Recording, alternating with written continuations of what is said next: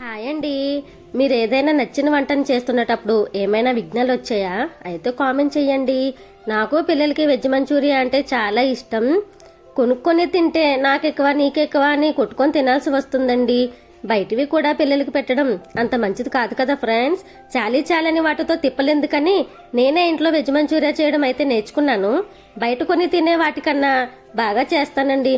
కానీ ఈరోజు మంచూరియాకి కావాల్సిన వెజిటేబుల్స్ నుండి మంచూరియా ప్రాసెస్ చేసే వరకు కూడా ఎవరో ఒకరు కాల్ చేస్తూనే ఉండేవారండి. వీడియో తీయడానికి కూడా కష్టమయ్యేది.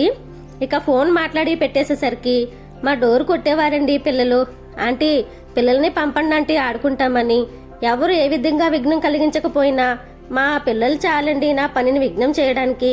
అమ్మ మాకు అది కావాలి ఇది కావాలి అని పిలిచేసరికి చేస్తున్న పనిని వదిలిపెట్టి వెళ్లేదాన్నండి. అందుకే అండి మంచూరియాలు కొన్ని రౌండ్గా కొన్ని అటు ఇటుగా వచ్చాయి.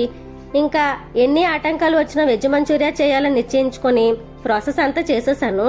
మొత్తానికైతే మంచూరియా రెడీ అయిపోయిందండి. నచ్చిన వంట చేస్తున్నప్పుడు ఎవరైనా ఆటంకాలు చేస్తే మన వంట ఎలా ఉంటుందో ఒక్కసారి ఊహించుకోండి ఫ్రెండ్స్. ఏమంటారు?